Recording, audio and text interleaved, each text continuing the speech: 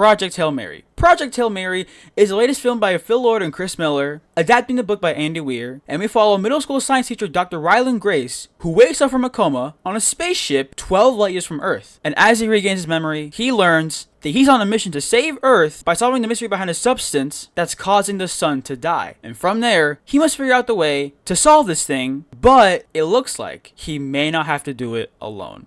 Ladies and gentlemen, this will be a spoiler-free review on Project Hail Mary. I might do a spoiler review in the future. I really want to do it because I got a lot to talk about. So please, make sure you hit the like button, smash the subscribe button, and without further ado, let's get into it, shall we? Okay. Project Hail Mary. I first learned about this movie like last year in June when they dropped the first trailer, and I thought it looked kind of cool and all, but I didn't get fully invested into it until the second trailer dropped in October, I think, and that got me fully invested. I was hooked. And so in January of this year, I finally got the book, and I read it and finished it in 2 months. Yeah, I'm kind of a slow reader, but I finished it before the movie, and I became prepared. And reading this book, and I gotta say, this book is awesome. I love this book. Like, if I'm gonna be honest here, I usually don't read a lot of novels like this, but this movie has gotten me. I usually don't read books like these, but now I'm starting to want to read more books like this because of how awesome it was. But back to this movie. Before walking in, by the way, in IMAX, so I was like really excited. Before walking in, I was questioning how in the hell are they gonna do this under 3 hours? The runtime is 2 hours and 36 minutes, and the audiobook version of it is almost 8 hours, I think. And yeah, this book is kind of long, like almost 500 pages, and a lot happens in it. And so I was questioning how are they gonna do this? And walking out of the movie, oh my god, they did it, guys. They did it. They really did it. I was smiling, grinning, had my jaw to the ground in some moments, and I was just incredibly satisfied with this movie. I am so happy with this film. There's a lot to talk about, so I gotta go through, like, the quote-unquote sections of it. First off, I'm gonna talk about Ryan Gosling, because, oh my god. So, Ryan Gosling was attached to this project for years, and, like, because they announced this film, like, right after the book came out, and he was already attached to it, and he plays the main character, Ryland Grace, who we'll just say Grace. And my god, seeing this film, he perfectly, like, he was, like, this is one of the best castings I've seen, because he perfectly embodies Grace. Like, someone who's just an ordinary dude, who honestly has no idea what he's doing. And I think he really captured that in this film. He did so awesome. Phil Lord and Chris Miller, yeah, they crushed it. They absolutely, like outdone themselves. Like, this movie is very, very funny, just like in the book. And it's also really, really, really emotional.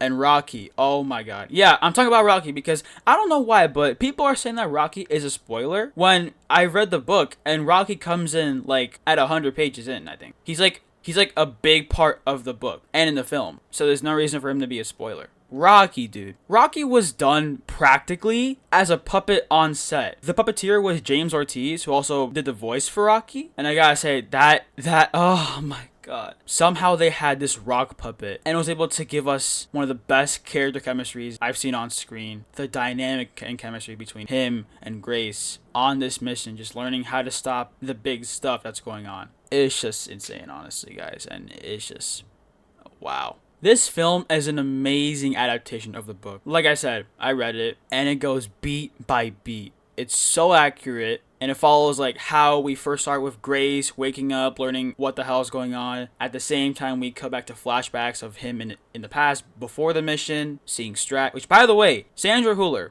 I don't know. She plays Strat in this, and she was amazing. She perfectly, like, was casted. She did so well as Strat. She was awesome.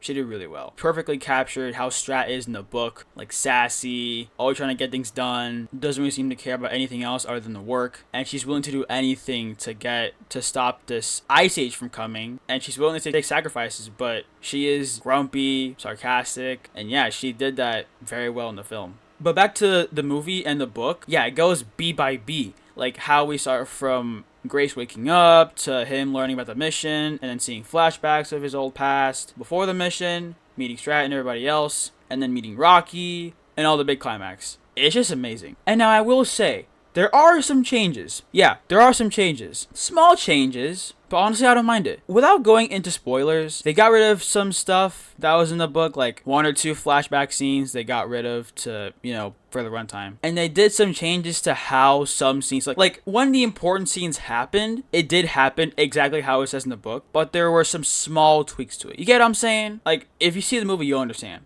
But overall, they did this perfectly. Like it's a perfect adaptation, honestly. And for it being under 3 hours, like it didn't feel that long at all. Like every scene, I was fully invested in, like how we're with Grace, and we continue to learn about his character, who he is, and learning about his past and everything. They did it so well, and how they did it with the editing, which by the way, this also connects to the visuals and the IMAX and everything. When we're in space, we're fully immersed into the IMAX aspect ratio, but when we're back down on Earth, it goes to like the regular. And I really, really love that. And yeah, the visuals, like, I gotta talk about, because this movie is beautiful.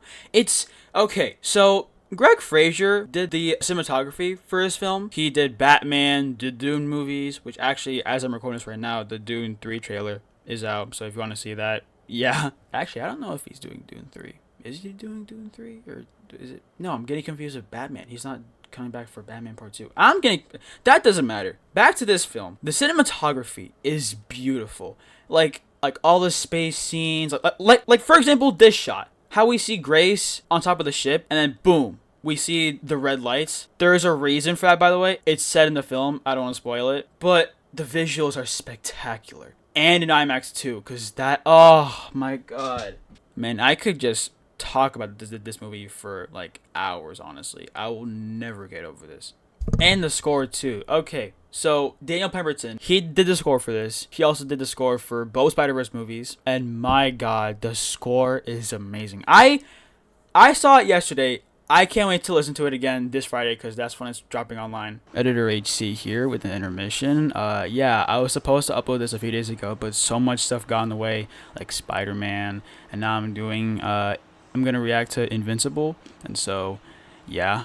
And yeah, I did see it on this past Monday, and as of right now, the score is up. So yeah, that score is, oh my god, it's so good. The score is so good. Like, there are moments where obviously we're in space and we see the stars, the planets, and when we're with Rocky and everything, like, it captures the beautifulness of space, the stars, the planets, the galaxies, while at the same time, it has that, I don't know if claustrophobic is the right word to say, like, that claustrophobic vibe to it, and you're like, oh my god, I'm lost in space. What do I do? Space is ginormous. Because yeah, space is ginormous. And sometimes space is kind of scary when you think about it. And there are moments where it has a little bit of, like, what's the right word? Like, it has that vibe where you realize, oh shit, I'm all the way here. There's no way to get back home. All hope is lost. Like, that vibe. It has that sort of vibe. And I love that. Because this film, like, you have to save the sun, because otherwise Earth is going to go into an ice age. And so that's a heavy task for Grace and Rocky. Because his son, Rocky's son, Tau Ceti, and yeah, not just for Grace, also for Rocky, because every nearby star was infected. And I think including Rocky's. So that's sort of why they have to team together to stop this thing. And they have both of their worlds counting on them to save them. And yeah, this movie, like, the climax is, oh man. There's a moment in the book that I was so unprepared for, because it's so emotional, and that actually got me fucking tearing up. I'm not joking. That shit got me tearing up. And when it happened, it hit harder than I thought it would. I was actually so scared. Oh my god. To be honest, guys, I don't really have anything else to say. Like, I think this movie is amazing. With some small changes from the book to the film, it goes by beat, and they did it, guys. It was just incredible. So, for Project Hail Mary, for sure, this is so far my favorite film of 2026. It's an incredible film that tells a beautiful, emotionally heartwarming film. Grace and Rocky saving their worlds. They had amazing chemistry. I love seeing Grace and Rocky together. Its visuals are amazing. Its score is amazing. It's very funny. Lord and Miller know their comedy. They know how to handle that. It's one of the big reasons why I love their films. Just everyone crushed this film, honestly. It's so good. This movie reminds me of why I love seeing the movies. Just having that amazing experience where you're immersed into the story, and seeing this in IMAX made this experience for me unforgettable. And that is why I give Project Hail Mary a 5 stars, 10 out of 10. And if you're someone who has read the book, like I have, there are changes, but not big ones. And it did not ruin the amazing experience I had watching this film. I give this movie the golden HC, and I highly recommend watching this movie in theaters.